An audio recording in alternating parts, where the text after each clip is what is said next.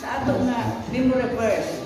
Unya nahitabo ang gubat dito sa langit. Ang away dito sa langit nagsugod.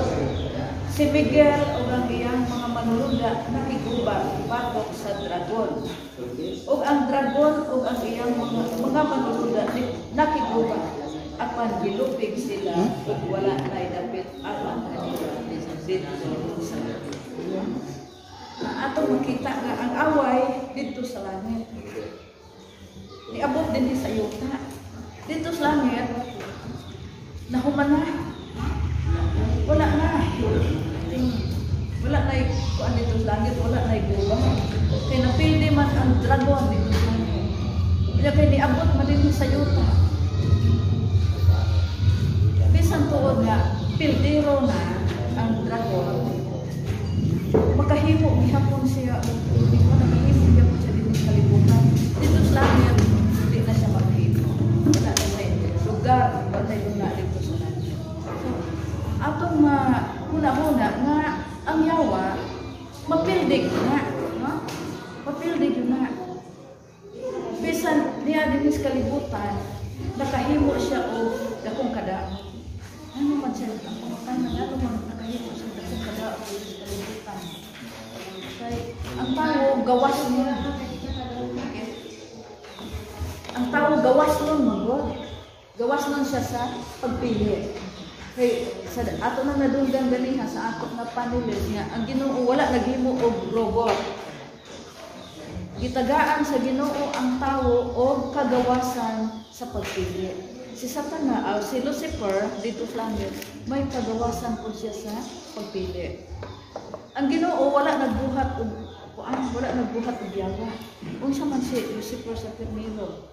Atong mabasa nga gibuhat siya sa Dios hingpit, no? Walay ikasaway, maalam.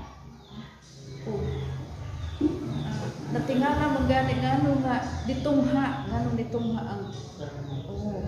ang daotan. Matud pa diya sa hanimuan sa Isaias 14 abot sa 16 o sa Ezekiel 28:14 abot sa 15, no? Diyan nga hingpit ikaw gikan sa pagbuhat kanina.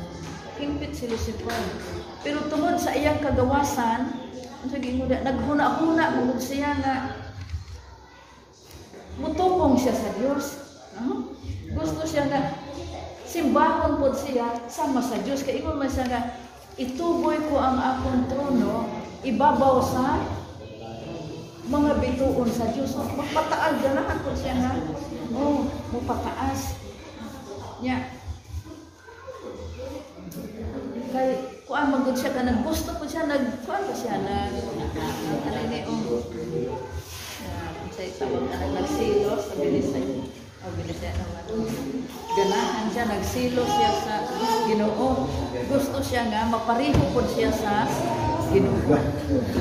Lisod kaayo mo nga atong kini day nga pagpataas mao day makahimo nato nga dili maayo kung magpataas pa sama ta sa Dios. Mana? Okay.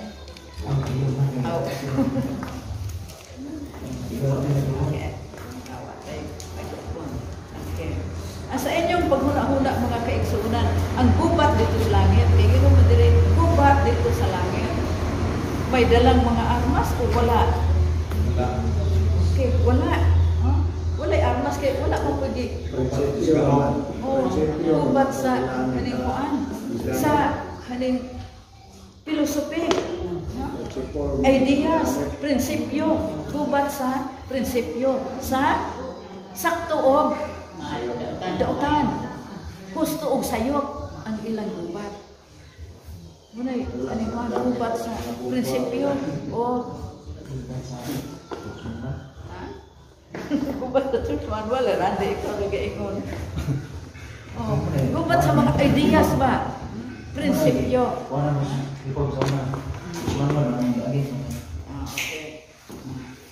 Maanay nahitabo sa gubat dito sa langit. As mga ideya, lalis, no? Lalis. Dahil sa lalis, naon sa man, nisangko po sa physical. Nisangko sa physical, nga naman nakaingon mo nisangko sa physical ang haning kuan. Ubat sa ideya. O na. Nisangko kay panglabay man sila. Tapos kan sa manulunda na bueno, kay gingon si Miguel o ang iyang anghel nakiguba. O apan gilumig sila. Wa na sila lugar sa langit. Sa ato pag gilabay man matud pa gilabay. Di sa ato ba mas kusgan. Tingnan man, mas kusgan ang mga manulunda sa ni Miguel kaysa manulunda sa dragon. Ito lang naging espada si Miguel. Simbolic na. Kabalo ba kayo sa mga espada? Pulong sa Diyos. Pwede ba kayo na si Yohanan 4:12? Ang pulong sa Diyos, hait pas espada nga duhay sulab. Simbolikal to siya na espada nga gidala ni Miguel. Ana si Miguel, mauna si Kristo gihapon.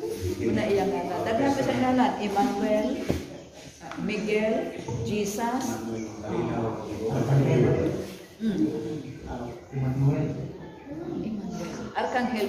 Archangel na siya. Sa ato pa, Pangulo siya sa manulunda. Okay. Then, paglabay sa haninguan, yawa, iya pagyod nga, angin ang mga inosenteng mga tao sa Eden. Iya giadto. Nagdun siya purpose nga iya nga danihon nga maparihan niya. Muna iyang purpose din sa kalibutan. So, kay tagaan man sa Dios o kagawasan sa pagpili ang iyang pangalan lang. So, si Adan o si Eva, itagaan po sila o kagawasan sa Ginoo sa pagpili sa maayo o sa dautan. Gibutang na daan dito sa tanaman sa Eden, no? Wala pa. Iabot ang yawa, gibutang na dito.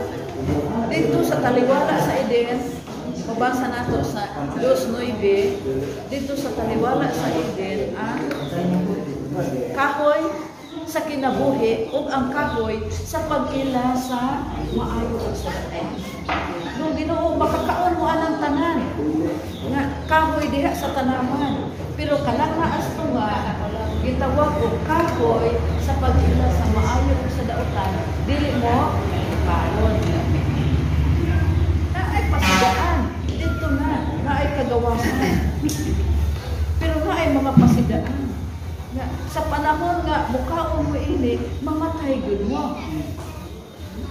Di ako'y kahoy sa kinabuhi, nagibutan, wa man nila magkakaon. Ang katumang hinuon na di mo sa Ginoo nga, mamatay mo. So, mo ilang napili, mo ilang ipili. Pinaagi sa pagtintal. Pagtintal sa yawa. So, maunay, hitabo. No? Wala na. Nahulog na ang tao, makaluluoy na ayo. Pero ang Ginoo wala ni biya. Gitagaan dayon niya og saad diha sa haninguan, diha sa Genesis 5:15. Unsa nang saad des Ginoo? Na-memorize na nato. 3:15. Ibutan ko ang pakig-away. Atong klaruhon. Okay. Atong klaruhon kay mauri ang hanisaad sa paglaom sa Ginoo. Okay, 3:15. Kay mo dire. Nga ang Ginoo dili ulahi sa iya nga dili ulahi sa iya nga haninguan, iya nga saad. Ano siya 3:15. Og ibutan ko ang panagkaaway sa taliwala mo o sa babaye. O sa taliwala sa imong kaliwat o sa iyang kaliwat. Okay. Ang bitin giingnan o ang tawo, ibutan ko ang panagkaaway. Naanay panagkaaway po din is kalibutan. Okay. Haning tali sa bitin o sa babae. Okay, kinsa man ning babae? Iba. Diyos. Oh, si Iba dala po. O ang babae, iglesia po. O iglesia. Iglesia. Oh. Daghan og simbolik ang babae din sa Bible. Babae, di lang kay si Iba. Okay, iglesia. O ang kaliwat sa bitin. O kaliwat sa babae. Kinsa man ang kaliwat sa babae? Si Kristo. Okay, si Kristo. Kaliwat sa babae kay natawo siya o babae. Butang di pakig-away. O ingon dire, siya magasamad sa imong ulo. Yan ingon ang bitin. Ikaw, siya magsamad sa imong nga ulo. Okay. O ikaw magasamad sa iya nga tikod. Okay. Tsada na kaayo nga naanay kadaugan. Ano nga kadaugan Kay ang kaliwat sa babae nga mao si Kristo magsamad sa ulo rade. O magkasamad ka sa ulo, pwede ka o daog? Daog ka oy, giulog. Wala kamatian ang ulo. Kalamatihan kay ng ulo, samta ng ulo, gamay o ana. Magkasamad sa ulo ang kaliwat sa babae. Ug ang kaliwat sa bitin, nakasamad ras tikod. Mamatay ba kag sa tikod ka nasamagan? Matay. Hindi.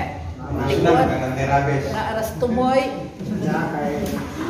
Kanang ipulo ba? Ipulo. Ha? Unay, promise. Na ang Ginoo nakadaog dito sa langit. Dinhi sa yuta, makadaog gihapon siya. Bisag continuous ang haning away karon, sige patang pakig-away. Dinhi sa ato ng huna-huna ug kasing-kasing nga ning away karon kay ang hulog sa dautan, sige paghapon. Bisag naa na ta sa Ginoo, naara gihapon ang dautan, sige gihapon gagasunod na nimo. Muna ang atong pakig-away ni as atong huna-huna. Na ako'y gahulog nimo. So, di mo naman dire nga makadaog gihapon. So atong di ang tas magpili karon, atong pilion ning makadaog di taan ang napildi. Okay nang di siya asa may imong pilion kanang pildiro o katong daog na daan. Katong daog na atong pilion. Usahay man gud pilion nato ning pildiro. Di ba? Mupili tas pildiro. Unsa may away kabahin sa prinsipyo. Unsa may prinsipyos Ginoo? Ang napulo kasugo. Ang prinsipyo sa yawa, pagsupak. Pagsupak. Kanunay, sige supak. Ang prinsipyo sa Ginoo, iyang dalan. Ang dalan Ginoo. Unsa na dalan Ginoo? Kasubuan. Bulahan ang higpit sa dalan nga nagalakaw sa kasubuan ni Jehovah. Dagong pagod sa kasubuan niya na malandong sa adlaw sa gabi. Ipamalandong ba nato na kasubuan Ginoo? Naay na malandong na po'y wala. Daghan kung wala na malandong. May trabaho sa ako kay wa man ko'y bugas. Trabaho sa bisag adlaw ito magbatay bugas. No? Ato may mas importante kay ito akong pagkaw, dili mapupuhan. Diha pa sa haning paas Ginoo. Diha, prinsipyos Ginoo o prinsipyo sa away. Ang pagsupak o ang pagsunod. Okay, pagtuman o pagsupak, maura na diha ra ang away. Taliwala. Kay ang yawa sa permiro ni supak o iyahang trabaho ni supak. Sige siya supak sa Ginoo. Atong bantayan na mapasin og sige na namang tagsupak aning iya sa Ginoo. Iya ra ba sa dautan kanang pagsupak. Ang pagsunod sa Ginoo, iya sa Ginoo. O dinhi ang sentro sa ato nga lesson. Mao na gubat sa prinsipyo between right and wrong, taliwala sa husto o sa sayo. Ang husto, gipakita ko nato, si Adan may pasidaan, ang yawa may pasidaan. Sa nakasala sila sa langit, bisan pa sa atong babasa sa sinulat ni Sister White. Makoy na nagministeryo mga manulunda, iba? Mabasa na to.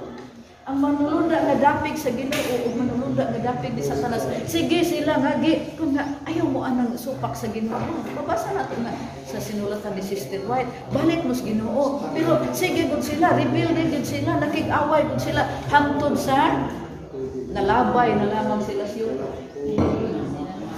O ang ilang hukom sama. may nangutana nga hantod kuno agawa maluwas kuno sa pagpakamatay ni Kristo. Dili na gyud kay gihukman, wa na sila dapit sa langit. Kaya naman masulti naman, ug wa na sila dapit sa langit. Wala na. So close na ang ila nga kaluwasan. Period na. Wa na may period naman. Nya naapod sa Juan, di kuan dire ang punuan ni ining kalibutan na kasi may punuan sa kalibutan na hukmana. Humana sila wala na sila labot sa kaluwasan. Ang kaluwasan sa pagpakamatay ni Kristo para nato sa mga tawhanon nga dinadto. Okay, diha ra kutob ang ato nga summary. Ato i-kuan sa question.